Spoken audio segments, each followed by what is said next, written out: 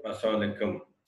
मैं हूं डॉक्टर इरफान सुलेरिया और आप देख रहे हैं इत्शाम जान भट्ट साहब का यूट्यूब चैनल। जैसा कि आप जानते हैं कि मैं जो सीएसएस का कोर्स है बिजनेस एडमिनिस्ट्रेशन उसको डील कर रहा हूं और आज इस सिलसिले में दूसरा लेक्चर है जो कि प्लानिंग पे है। इससे पहले जो लेक्चर था मैनेजमेंट का, वो आप कोशिश करें कि वो पहले दे दें ताकि एक जो लिंक है वो आप इस्टेब्लिश करने में थोड़ा सा इजी हो जाएगा। तो आज का हमारा जो लेक्चर है प्लानिंग के ऊपर है कि प्लानिंग क्या चीज़ है, उसकी इम्पोर्टेंस क्या है, फीचर्स क्या हैं, और उसमें लिमिटेशंस क्या आ जाती हैं, और जो प्लानिंग प्रोसेस है वो कितने परसेंट पार्ट प्ले करता है आपके गोल को अचीव करने के लिए। तो हम आज के लेक्चर का आगाज करते हैं कि बेसिकली प्लानिंग जो है वो है क्या चीज़, और उसमें कौन कौन से स्टेप्स आते हैं जिसको आप अचीव करने में आपकी हेल्प आउट करेंगे। ये मेरा शॉर्ट सा इंट्रोडक्शन जो कि मैं पहले लेक्चर में भी दे चुका हूँ। मेरा नाम डॉक्टर इरफान सुलेरी है। बाय प्रोफेशन में एक फार्मासिस्ट, न्यूट्रिशनिस्ट और डाइटिशियन हूँ। फार्मेसी मेरी बेसिक डिग्री है, फिर एमफिल इन क्लिनिकल न्यूट्रिशन है, फिर एमबीए इन मार्केटिंग है और एमए इन हिस्ट्री है। तो मेरा इंटरेस्ट है हिस्ट्री और मैनेजमेंट। तो कॉर्पोरेट सेक्टर में मैं ट्रेनिंग करवाता रहता हूँ। तो उसी सिलसिले में इत्शाम जान भट्ट साहब जो है मेरे यूनिवर्सिटी के दौर के दोस्त है कि जब वो एमए हिस्ट्री कर रहे थे गवर्नमेंट कॉलेज में, तो मैं पंजाब यूनिवर्सिटी से फार्मेसी कर रहा था। तो हम एक ही हॉस्टल में रहा करते थे। हमारे बड़े अच्छा वक्त गुजरा हुआ है लाहौर अनारकली में। तो उन्हीं की आवाज़ पर लब्बाई कहते हुए मेरा जो कोर्स है बिजनेस एडमिनिस्ट्रेशन है उसके ऊपर जो लेक्चर्स है वो देने की मैं कोशिश कर रहा हूँ। तो आज हम चलते हैं कि प्लानिंग बेसिकली क्या है। प्लानिंग का जब हम बात करेंगे तो उसमें सबसे पहले तो ये आ जाता है कि थिंकिंग इन एडवांस, कि आप कोई भी चीज़ प्लान करते हैं या आइडिया आपके ज़हन में आता है तो आप एडवांस के तौर पर अपने ज़हन में कौन कौन सी चीज़ों को लेके आते हैं। फॉर एग्जांपल, अगर हम आपके कोर्स की बात करें तो आपने प्लान किया है कि मैंने सीएसएस करना है और सीएसपी ऑफिसर की जो पोस्ट है उसको अचीव करना है। तो आपके ज़हन में वो एक गोल सेट होगा, आप उसकी प्लानिंग स्टार्ट कर देंगे। What is to be done, ये आपने सोच लिया कि मैंने सीसीएस करना है और सीएसपी ऑफिसर बनना है। When it is B done, ये कब करना है, जाहिर बात है एक स्पेसिफिक टाइम पीरियड है आपके पास। एक स्पेसिफिक टाइम पीरियड में इसके एग्जाम होते हैं, उसके एग्जाम के बाद उसका रिजल्ट आता है, फिर इंटरव्यू और दूसरे जितने भी वो उसकी जो प्रोसीजर हैं उसके गुजरने के बाद एक सीएस ऑफिसर की जो है ना वो हायरिंग होती है। When it is be done, how it is B done, ये कैसे होगा, उसके लिए जाहिर बात है आपने एक कोर्स या सब्जेक्ट सिलेक्शन करनी है, उसकी तैयारी करनी है। तैयारी करने के बाद को आपका जो टारगेट या जो प्लान किया है कि मैं अपने मैक्सिमम मार्क्स अचीव करने हैं ताकि टॉप 200 की लिस्ट में, फॉर एग्जांपल चाहते हैं कि आपकी टॉप 200 की जो लिस्ट है या पोजीशन है उसमें से आपका नाम आ जाए। तो उसको करने के लिए कौन कौन सी चीज़ों से आपने गुजरना है, उसको आपने किस तरह प्लान करना है, सब्जेक्ट सिलेक्शन कौन सी करनी है आपकी ग्रेजुएशन की सब्जेक्ट में, उसमें से आप नेचुरल साइंस में ग्रेजुएशन है या सोशल साइंसेस की ग्रेजुएशन है। तो उसमें सब्जेक्ट सिलेक्शन जाहिर बात है आपकी गाइडेंस डेफिनेटली लेंगे भी और लेनी भी चाहिए कि मैं इस चीज़ से करना चाहता हूँ, मेरी ग्रेजुएशन सब्जेक्ट है तो मैं ये वाले सब्जेक्ट अडॉप्ट करूँ कि या ना करूँ, किसमें मैक्सिमम मार्क्स आने के ज़्यादा चांसेस होते हैं। By whom it is to be done, ये कौन करेगा? डेफिनेटली आप ही करेंगे ना, कि आपने सीसीएस करना है, एक सीएसएस ऑफिसर बनना है, तो ये आप ही करेंगे। आपने इसकी प्लानिंग करनी है, आप ही ने इसको सब्जेक्ट सिलेक्शन करनी है, फिर उसकी तैयारी कैसे करनी है, कौन कौन से रिसोर्सेज यूज़ करने हैं, कोई एकेडमी ज्वाइन करनी है या सेल्फ स्टडी करनी है या ग्रुप डिस्कशन करनी है, जो up to date current affairs है उससे भी आपने अप टू डेट रहना है। तो ये प्लानिंग प्रोसेस है। ये तो मैंने एग्जांपल दी जो आपने सीएसएस के पॉइंट ऑफ व्यू से है। इस तरह कोई भी कंपनी या प्रोडक्ट कोई भी मार्केट में लेके आती है तो वो कंप्लीट उसकी रिसर्च करके आती है कि किसी भी मार्केट में किसी प्रोडक्ट की कितनी डिमांड है। अगर वो डिमांड को समझते हैं कि उसको वो फुलफिल कर सकते हैं, फिर वो सारी चीज़ों को, ये सब्जेक्ट जो मैंने आपको 3-4 पॉइंट्स बताए हैं, इनको मद्देनज़र रखते हुए वो अपनी प्रोडक्ट या सर्विसेज मार्केट में लॉन्च करते हैं। प्लानिंग बेसिकली क्या है कि प्लानिंग एक ब्रिज का काम करती है कि कहाँ पर आप हैं और कहाँ पर आप जाना चाहते हैं। आपकी सीएसएस की कोर्स की बात कर लेते हैं कि आपने मैंने प्लान किया या आपने प्लान किया कि मैंने सीएसएस करना है और सीएसपी ऑफिसर बनना है। तो आप उस वक्त कहाँ थे और आप कहाँ जाना चाहते हैं? टॉप 200 की पोजीशन में आना चाहते हैं, 250 की पोजीशन में आना चाहते हैं, किस डिपार्टमेंट में आप जाना चाहते हैं? तो ये गैप का काम करता है प्लानिंग प्रोसेस कि आप कहाँ पर हैं और किस जगह पर जाना चाहते हैं। फीचर्स की जब हम बात करेंगे तो इसमें कौन कौन से फीचर्स आ जाते हैं प्लानिंग प्रोसेस में। तो सबसे पहले तो आपने करना है फोकस ऑन अचीविंग गोल्स। आपने जो गोल सेट किया है उसको आपने फोकस करना है कि आपने वो गोल अचीव करना है। मैक्सिमम मार्क्स लेने की कोशिश करनी है रिटर्न एग्जाम में। अगर रिटर्न मैक्सिमम मार्क्स आएंगे तो टॉप जो भी 300-400 की जो सिलेक्शन होगी, उनका जो इंटरव्यू के लिए कॉल होगी, फिर ही आप उसके लिए एलिजिबल होंगे। तो आपने फोकस करना है आपने सीएसएस एग्जाम में मैक्सिमम मार्क्स अचीव करने की। प्राइमरी फंक्शंस कौन कौन से हैं, कि कौन कौन सी चीज़ों को अपने मद्देनजर रखना है, कौन से सब्जेक्ट करने हैं, किस सब्जेक्ट को कितना टाइम देना है, और किस सब पेपर सॉल्व करते हुए किन चीज़ों को आपने ज़्यादा फोकस करना है। परवेसिव होना चाहिए आपका जो विजन है वो। जाहिर बात है जब आप मुख्तलिफ सब्जेक्ट्स पढ़ेंगे और उसमें ज़्यादा टाइम देंगे, आपका जो है ना एक्सपोजर बढ़ेगा, फैलाव बढ़ेगा, और आपकी जो है ना मुख्तलिफ चीज़ों की अंडरस्टैंडिंग मुख्तलिफ चीज़ों से कि वो बढ़ेगी, चाहे वो एडमिनिस्ट्रेटिव है, पॉलिटिकल है, सोशल पॉइंट ऑफ व्यू से है, साइंटिफिक पॉइंट ऑफ व्यू से है। तो वो आपका जो फैलाव है, आप एक्सपोजर है, वो ज़्यादा बढ़ेगा।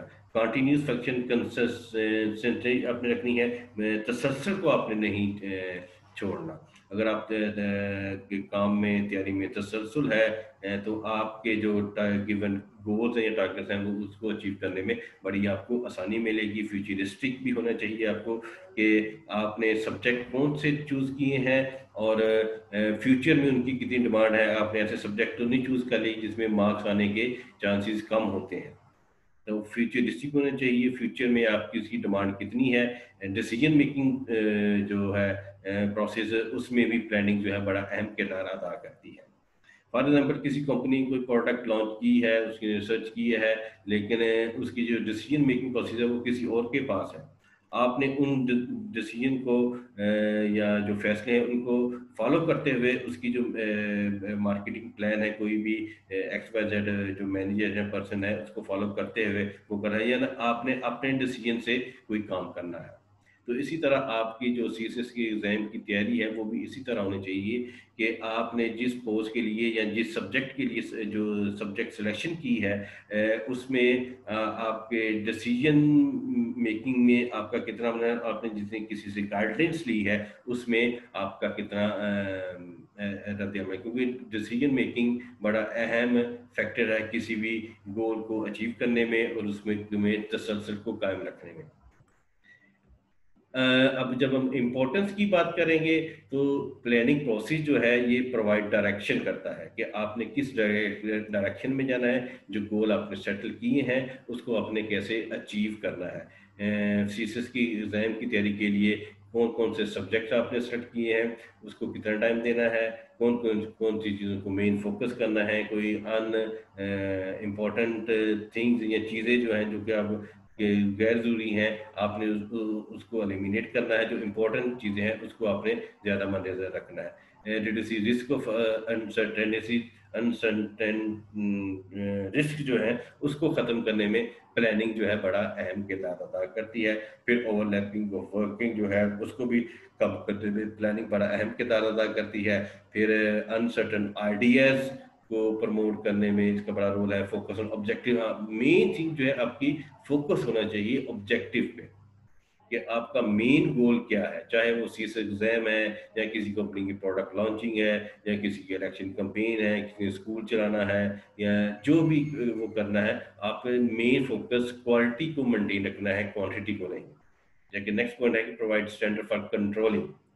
आपने जो भी चीज़ अचीव कर ली उसको स्टैंडर्ड को मेंटेन रखना है। देखिए आप मार्केट में देख लें, कोई भी चीज़ मार्केट में आती है अगर वो स्टैंडर्ड को मेंटेन नहीं रखती तो वो उसका जो है ना ग्राफ नीचे आ जाता है, उसकी डिमांड कम हो जाती है। अगर स्कूल, एकेडमी, यूनिवर्सिटी या और कोई इंस्टीट्यूट अपने स्टैंडर्ड को बरकरार नहीं रखता तो उसकी क्वालिटी कम गिर जाती है और उसका जो है ना लोगों का रुझान भी कम हो जाता है। तो आपने स्टैंडर्ड को ज़रूर बरकरार रखना है, पेपर सॉल्व करते हुए according to the standard, according to the demand of the subjects, आपने उसके मुताबिक उसको ज़हन में रखना है। लिमिटेशंस कुछ आ जाती हैं जब आप प्लानिंग प्रोसेस करते हैं कि लीड्स टू रिजिडिटी। रिजिडिटी आपको बड़ा सख्त रहना पड़ेगा अपने जो फोकस किया हुआ है टारगेट्स को अचीव करने में। आपको बहुत सी कुर्बानियाँ देनी पड़ेंगी, नो पेन नो गेन। कि जब तक आप पेन नहीं लेंगे, गेन आपको कोई जो डिज़ायर्ड रिजल्ट है वो नहीं मिल सकते आपको। फॉर एग्जांपल जो फैमिली फंक्शंस हैं उसकी भी कुर्बानी देनी पड़ेगी, आपका जो सोशल सर्कल है फिर कुछ अर्से के लिए उसको भी ख़त्म करना पड़ेगा और आपको ज़्यादा टाइम अपनी स्टडी के ऊपर वो लगाना पड़ेगा। डायनामिक इन्वायरमेंट में ये काम नहीं कर सकता, यहाँ पे सख्त माहौल होगा, आपको मुख्तलिफ किस्म की रुकावटें आएंगी, तो वहाँ पे ये प्लानिंग प्रोसेस जो है वहाँ पे अच्छा काम नहीं करेगा। कॉस्ट इन्वॉल्व होगी, पैसा डेफिनेटली इसमें वो लगेगा। आपने बुक्स परचेज करनी है, अकेडमीज को ज्वाइन करना है, किसी की और हेल्प लेनी है तो उसमें डेफिनेटली कॉस्ट इन्वॉल्व होगी। टाइम कंज्यूमिंग भी होगा, टाइम भी डेफिनेटली लगेगा कि एक स्पेसिफिक पीरियड टाइम में आपके एग्जाम होंगे, उसी दौरान आपने उन सब्जेक्ट की जो आपने चूज़ किए हैं उनके आपने तैयारी भी करनी है, उसमें टाइम मैनेजमेंट को भी आपने मद्देनजर रखना है। आप ये नहीं कि आप सारी चीज़ें कर रहे हैं तो गारंटी 100% आपके रिजल्ट में आएगी। 100% गारंटी वो हर सूरत में नहीं आ सकती। फॉर एग्जांपल आप मार्केट में या देखेंगे कि कुछ लोग आप ऐसे भी मिलेंगे जिन्होंने first time CSA for example CSA attempt दी, वो उसमें नहीं कामयाबी हासिल करते। सेकंड टाइम दी, वो उसमें नहीं कामयाबी हासिल कर सके। थर्ड टाइम दी, नहीं करी। फोर्थ टाइम, फिफ्थ टाइम जाके उन्होंने वो जाके ना उनको वो सक्सेस मिली। किसी को फर्स्ट टाइम में मिली, सेकंड टाइम में मिल गई, किसी को फर्स्ट टाइम में मिल गई, किसी को थर्ड टाइम में मिली। तो इसका ये मतलब ये नहीं है कि आपने हिम्मत छोड़ देनी है। अल्लाह ताला ने हर काम का एक वक्त मुकर्रर किया है, उससे पहले नहीं हो सकता। तो अगर वो पहले हो भी जाएगा तो वो अच्छा नहीं होगा और आपको वो डिजायर्ड रिजल्ट नहीं मिलेंगे, हर्डल्स भी आएंगी। और चीज अगर किसी चीज़ में हर्डल ना आए तो वो उस टारगेट को अचीव करने का मज़ा नहीं आता, अचीवमेंट ऑफ सक्सेस या सेटिस्फेक्शन नहीं मिलती।